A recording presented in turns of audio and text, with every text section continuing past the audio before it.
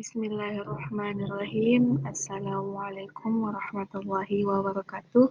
Perkenalkan, nama saya Agni Farida Sinambela. Saya salah satu mahasiswa PPG Prajabatan di Universitas Asahan.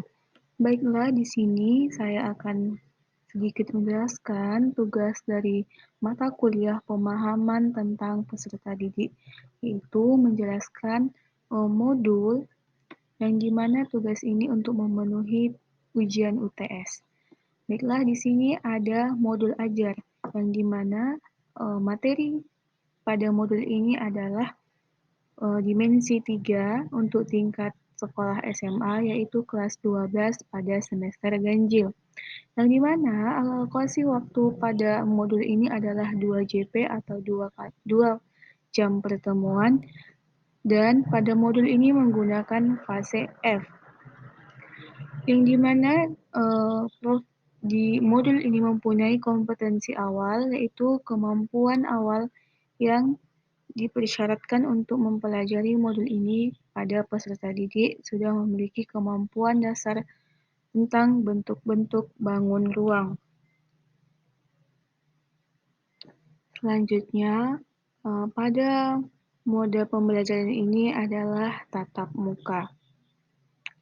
Selanjutnya, di dalam modul ini mempunyai berbagai kegiatan. Adapun uraian materi pembelajaran pada modul ini, yang pertama adalah fakta, di mana fakta itu terdapat ada 3 poin, yaitu titik, garis, dan bidang, bangun ruang, serta video dan gambar masalah nyata yang berhubungan dengan jarak dalam ruang. Selanjutnya adalah konsep, dan yang terakhir adalah prinsip. Selanjutnya ada di sini rencana asesmen. Rencana asesmen yang dilakukan pada modul ini yaitu adalah asesmen sumatif yang dilakukan secara individu, dan di akhir pembelajaran yang secara tertulis. Selanjutnya adalah asesmen formatif yang dilakukan secara berkelompok, yaitu secara observasi pada saat proses diskusi kelompok dilakukan.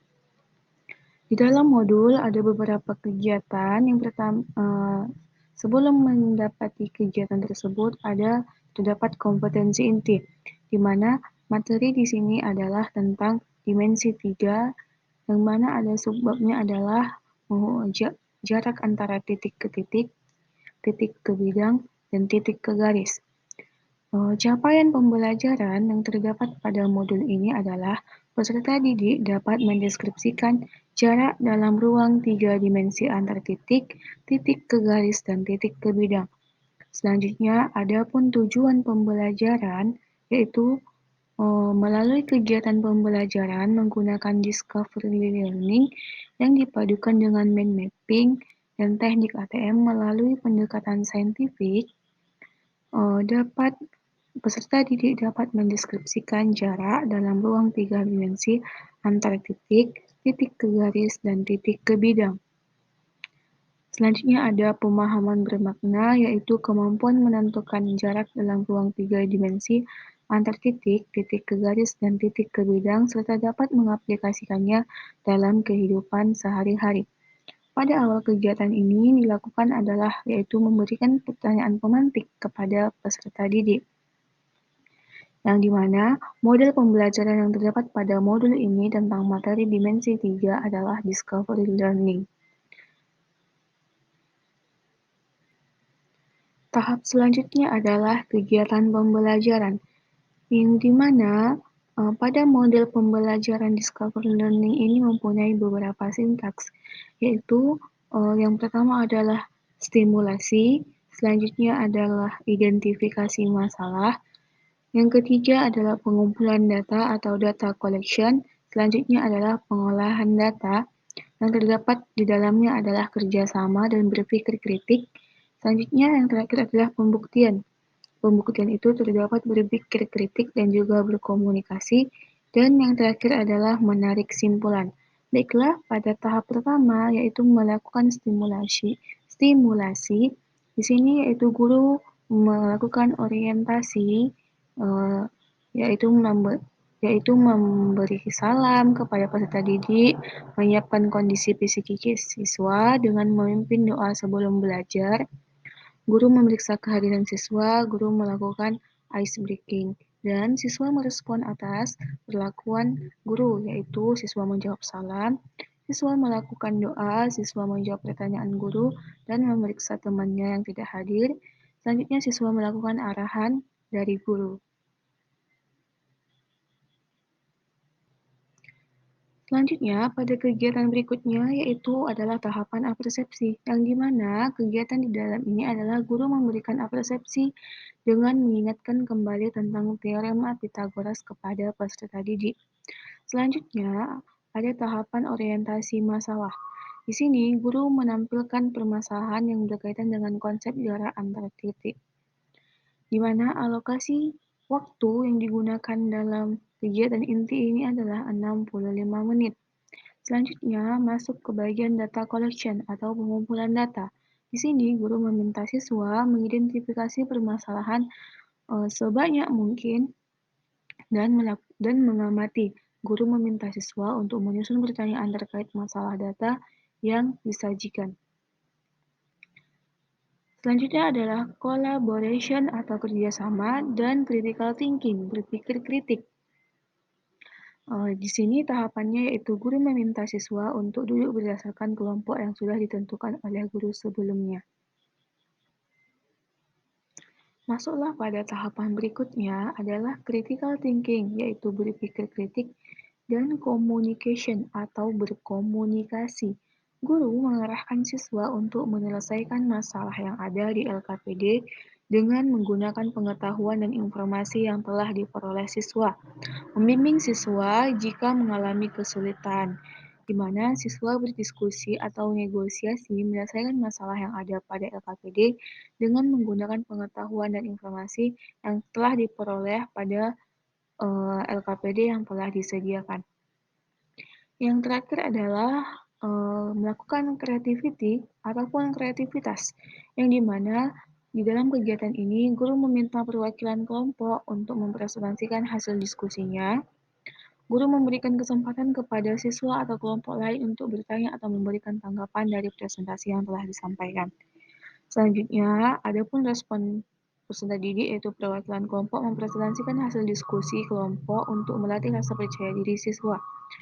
Yang dimana ini adalah tahapan akhir dari penerapan model discovery learning, yaitu menarik simpulan atau kreativitas. Selanjutnya, tahapan akhir yaitu penutup dengan alokasi 5 menit. Di sini kegiatannya guru melakukan refleksi terhadap proses pembelajaran dengan bertanya kepada siswa bagaimana kesan kegiatan belajar hari ini dan melakukan refleksi sikap siswa selama kegiatan pembelajaran.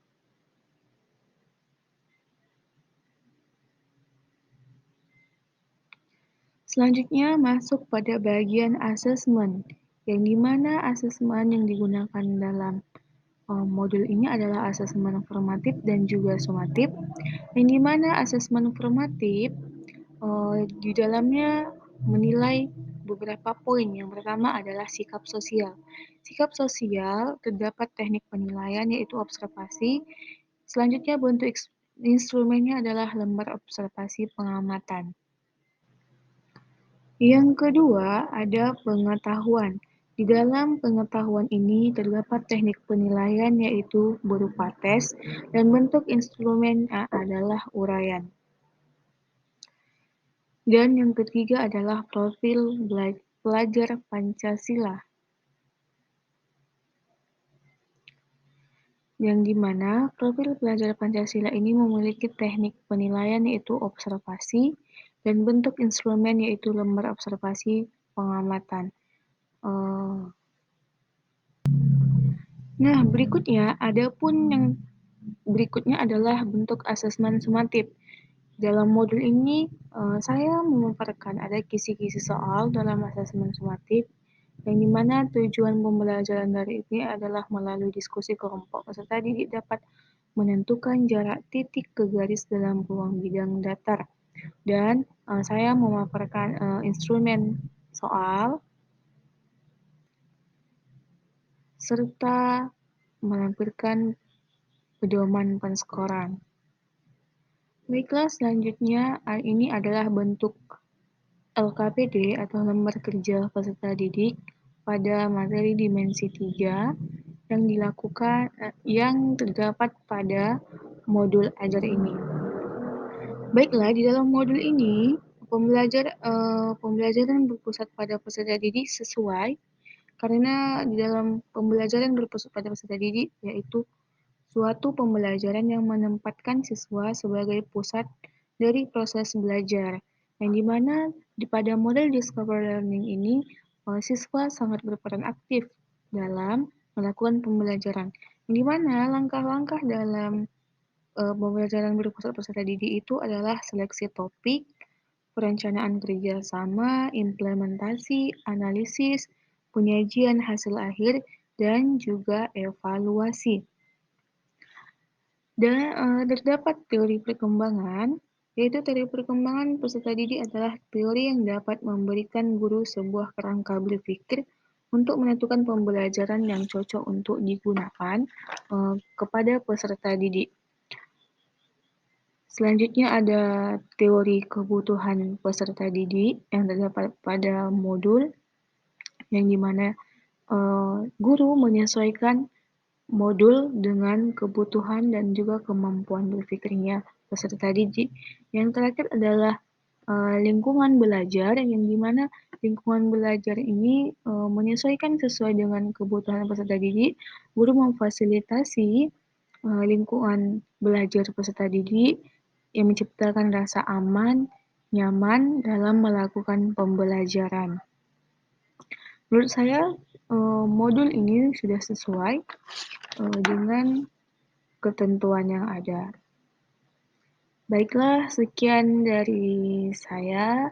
Jika ada salah dalam penyampaian materi dalam melakukan presentasi ini, saya mohon maaf. Dan saya akhiri. Assalamualaikum warahmatullahi wabarakatuh. Baiklah,